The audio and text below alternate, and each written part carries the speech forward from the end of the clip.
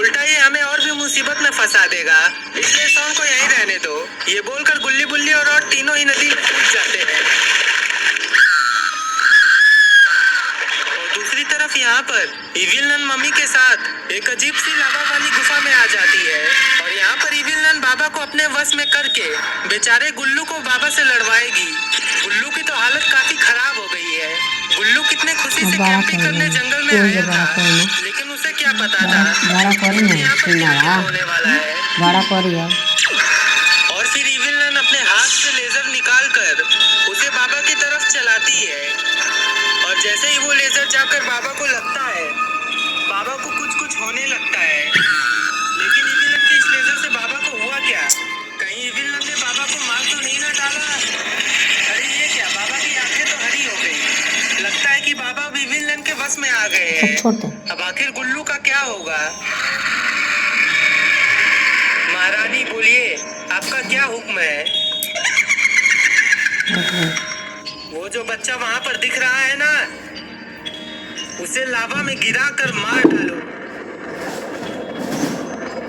Evil none का आदेश सुनकर बाबा गुल्लू की तरफ बढ़ने लगते हैं। बाबा को खुद की तरफ बढ़ता हुआ देखकर गुल्लू काफी अरे ये क्या, गुल्लू तो काफी खुश दिख रहा है, क्योंकि गुल्लू को ऐसा लग रहा है कि बाबा तो इतनी दूर है, भला वो कैसे उसके तरफ आ पाएंगे।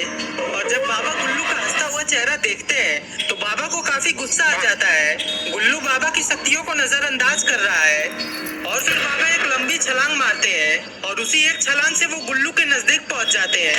गुल्लू ने जैसे इविल नन की शक्तियों को नजरअंदाज किया था, ठीक उसी तरह वो बाबा की शक्तियों को भी नजरअंदाज कर रहा है और अपने दूसरे छलांग से बाबा गुल्लू के पास आ जाते हैं। और अब गुल्लू काफी घबरा गया है, क्योंकि अब उसे बचाने वाला कोई भी नहीं है।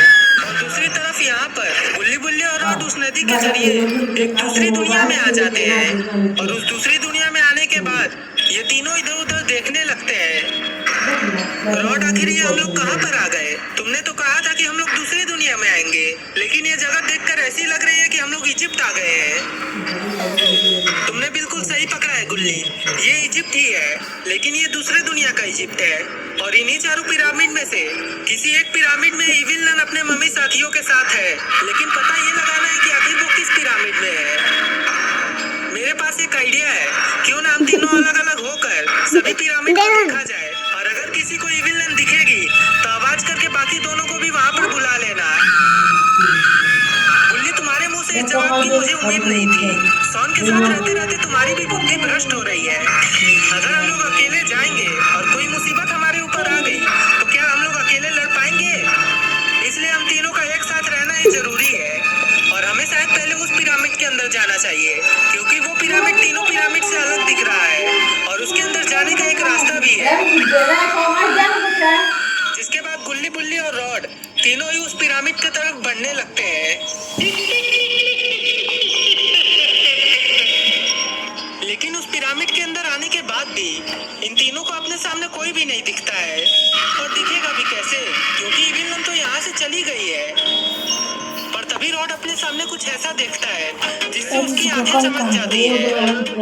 लगता है रॉड यहाँ से कुछ चुरा ले जाने वाला है। रॉड की नजर वहाँ पर रखे हुए रेड डायमंड और रॉड इस डायमंड को चुरा कर अपनी गर्लफ्रेंड को प्रपोज करेगा।